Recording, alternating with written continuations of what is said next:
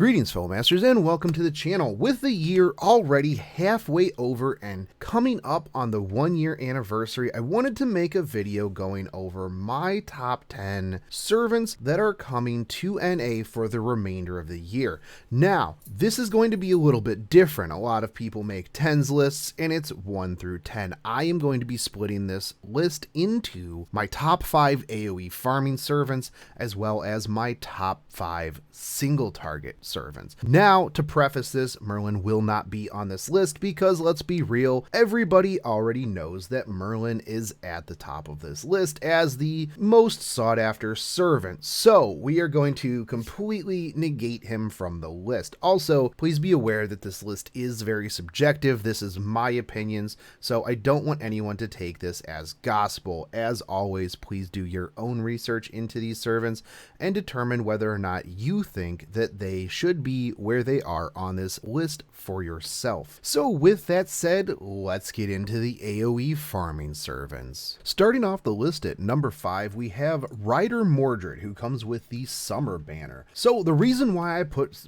Rider Mordred here is because, well, with Cerulean Ride A, increasing your arts performance by up to 30%, and Endless Summer B, increasing your NP gauge by up to 30%, this does mean that with any craft essence that increases your Noble Phantasm starting gauge by 50%, coupled with a waiver, yours or your friends, you can fire off a Noble Phantasm first turn. Cerulean Ride A gives you 30% increase to arts, which Rider Mordred is an arts-based Noble Phantasm. She also has Surfing A, which further increases the arts card's effectiveness by 5%. Now, definitely does do heavy damage to all enemies and is on the Summer Banner that you will potentially be rolling on anyways. Moving on to number 4, we have Ishtar, the Archer. Ishtar comes with a very fantastic kit to blow up the second wave. Now, why do I say that? Well, let's take a look at Mana Burst Jewel A+. This increases your attack after 1 turn passes, all the way up to 50%. Now, what you will do is you will want to hit this first turn, you'll want to clear the first wave with something, come into the next turn, you have up to a 50% increased attack. Not only that, you couple that with Manifestation of Beauty B, which further increases your attack by up to 20%, and you pop your Radiant Great Crown A, which gives you up to a 50% increase in NP gauge. Now, this also does give you the chance to ignore invincibility and give you invincibility, but if you are using her for farming, that is not really a big deal. Now, her Buster-based Noble Phantasm will further increase her Buster card's effectiveness on Overcharge, so you get a 20% at base Overcharge, and it's going to bring a lot of damage. So, she is a very, very solid pickup, and she will be coming around Christmas time. And clocking in number 3, we have Cleopatra. Now, if you didn't get Shoe 10 and the free Assassin Skahawk is just not doing it for you, well, Cleopatra is a very fantastic pickup and will be coming with the Halloween banner. Now, she does have Golden Rule B, which increases your Noble Phantasm gauge up to 40%. Now, she doesn't come with a very solid attack increase, but Imperial Privilege A does give you a 60% chance to increase your attack for 3 turns by up to 40%. Her Buster-based Noble Phantasm, however, does come with an increase in Buster card effectiveness on Overcharge, so typically you will only have Overcharge 1, so that will be a 30% increase in your Buster card effectiveness. And clocking in at number 2, we have Lancer Artoria. Lancer Artoria is built to wipe everything off of the map. Now, Mana Burst A increases your Buster card performance by up to 50%. Charisma B increases the attack of all allies by up to 18%.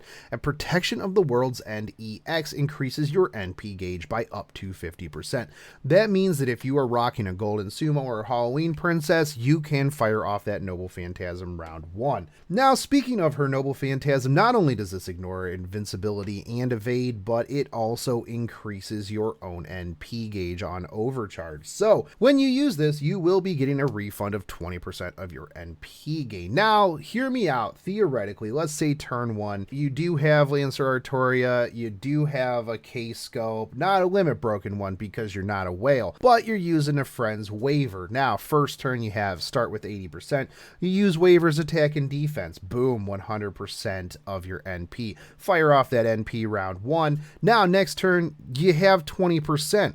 You fire off your rank 10 protection of the world's end EX for another 50%, and just doing some quick maths, that is 70%. Now, you use Waiver's third skill that you didn't use on the first turn, and bam, guess what? That's 2 Noble Phantasms. That's back-to-back Noble Phantasms. That's buy 1, get 1 free Noble Phantasms. So 1 Servant, 2 waves. Now all you have to do is worry about the last one. So Lancer Artoria is a fantastic pickup. You will potentially have a chance to get her in the paid gacha that is coming in, probably here fairly soon. We'll find out more about that. But you will also get a raid up later on down the road with the Camelot pickup summons too. So we'll see where they put those. I know that the Camelot 2 banner came after the summer banners in JP, but it could be coming sooner than you think. And taking the number 1 spot for AoE farmers, and some people will fight me on this, I know, but we have Nitocris. And why do I like Nitocris so much? Well, let's talk about what she has available to her. Well, right out of the gate, she has Rapid Words of Divine B, and at rank 1, this increases your Noble Phantasm gauge by 60%. You get this all the way to 10, and you're getting 120% Noble Phantasm gauge. Not only that, but Nito is very big on just instant deathing things. So Egyptian Witchcraft A increases the death success rate by up to 100%. So not only does Nito's NP deal heavy arts damage to all enemies, but it also has a chance to inflict death on overcharge that is just increased by her witchcraft skill. So couple her with an arts team and you are just going to be firing off Noble Phantasm after Noble Phantasm after Noble Phantasm. So when will you get a chance at Nitocris? Well, you will get a chance at Nito as soon as the Camelot banner drops. So now that we've talked about the AoE farming servants that are coming up for the remainder of the year, let's get into one of the more contentious top 5s, and this is going to be the single target boss killing tactical nukes. And we are going to start out with one that is a little bit contentious. Clocking in at number 5, we have Saber Lancelot. Saber Lancelot defines the arts crit Saber. Now, looking at his kit, he comes with Knight of the Lake A. This increases NP gain and gains critical stars. Eternal Arms Mastery A+, increases crit star gather rate. So those stars that he's creating, he's keeping them. And Knight of Owner A, you increase your stars per turn, and you increase your critical strength for 3 turns. So for 3 turns, he's pooping out stars, he's taking them, and he is doing a bunch of extra damage. Now his Noble Phantasm increases his own art's effectiveness, deals significant damage to a single target enemy, and applies damage received plus by 5 for 5 turns. So number 4, we have Tamamo no Mei Lancer. Now, you may be thinking that I would have put this much higher as this is one of my NP5 targets, but let's take a look at what she brings. She is a very specific male killing Lancer. She does have Beach Flower EX, which increases the attack of all your allies by up to 20% and increases the critical star drop of your males for 3 turns by up to 42%. So you are going to want to team her up with some dudes. Now, Midsummer's Curse A, this does inflict charm for 1 turn, but increases their charge. So it's a little bit of a double-edged sword, but if you are using this to stun a target while their Noble Phantasm is at max, this will be the most beneficial there. Or to stave off so that you can set up your Noble Phantasm. It also decreases defense for 3 turns and inflicts curse for 5 turns. Now, Goddess Metamorphosis B, this is a very interesting skill. It applies invincibility for 1 turn. Increases your critical strength, star drop rate, NP gain, debuff resist, and HP recovery amount for 1 turn as well. However, it does inflict stun to you for 1 turn after you use this.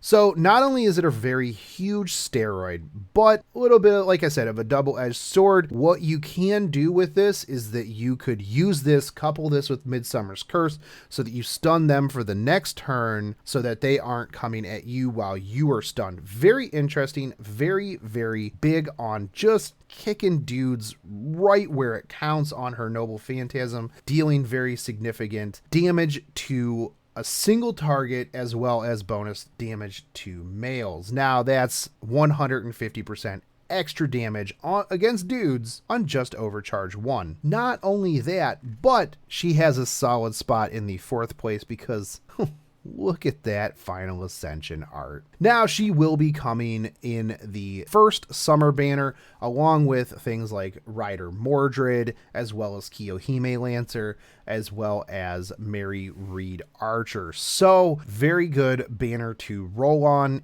So coming in at number 3, and it was really hard to pick the top 3. So this was so any of these can pretty much be interchangeable. Well, at least number 2 and number 3. So I went with Artoria Archer. Now, some people may argue with me and say, no, Shotgun Shogun, she should be number 1. Again, remember that this list is very subjective. This is my opinion. So Summer Splash A+ increases your arts card's effectiveness for 3 turns and increases the defense of all your allies for 3 turns. This is all the way up to 30%. So you're getting 30% extra arts card effectiveness for 3 turns, which is huge. Now, Beach Flower B, this increases the attack of all your allies for 3 turns and increases the critical star drop rate of males for 3 turns. So much like Tamamo no Me Lancer, you are going to want to couple her up with some dudes to get the most out of the critical star drop rate here. So this does take you all the way up to 18% increased attack. So couple that with your arts card effectiveness, you're doing some pretty decent damage. So you are going to want to spam the living crap out of her single target Noble Phantasm. This deals significant damage to a single target enemy, chance to decrease their charge, and increases your own NP gauge. Now, you are going to be doing some pretty decent damage on this, and you are going to have a 70% chance to stall their NP. Not only that, but you are getting 20% of your NP gauge back after you use this. Couple this with her 2 arts cards, you can easily fire off some arts brave chains to even further the cycle of just spamming her NP. She is a very good single target archer pickup, and she comes with these summer banners. Not only that, but her art is very fantastic. So she will be coming in the 2nd summer banner. Now on to number 2. We are looking at Ozymandias. And again, it was very hard to pick the top ones. Ozzy is going to be one of the best single target riders in the game for quite a long time. Now, he comes with Charisma B. This increases the attack of all your allies by up to 18%. He comes with Imperial Privilege A, 60% chance to increase attack and defense for 3 turns. So not only that, but he comes with Protection of the Sun God A, and this increases the NP gauge of all allies by 20%. Not only that, but increases the buff rate for 1 turn by up to 40%. Yeah, remember Imperial Privilege A? 60% chance? Well, guess what? Now that's 100% chance to increase your attack and defense by 40% for 3 turns. So good. So good. Not only that, if you get it to rank 10, every 6 turns you're firing this off. So super good, single target, Buster Rider Noble Phantasm that not only inflicts NP seal, but also decreases their defense for 3 turns. So use this on the last turn before they're about to fire off that Noble Phantasm. Oh, guess what? They can't. Oh, guess what? Their defense is down. Oh, guess what? You're just doing all kinds of damage. So Ozzy is a very, very fantastic pickup, and he's going to be coming a lot sooner than you think. He will be coming on that first Camelot banner along with Saber, Lancelot, along with Nito. So as I've said, this is going to be a very good banner to roll on, because if you don't get Ozzy, you will potentially get some of the other ones. Now, let's get on to the number 1 spot. And I know that I'm probably going to inflict some salt here, but it's going to be Jeanne d'Arc altar. Now, everybody's going to say, but I saved for Jeanne d'Arc and she didn't come. She didn't come. Well, she's going to be coming back around fall time. It did come with the 7 million download campaign on JP, so we can expect this maybe a little bit before Halloween, but she will be coming back.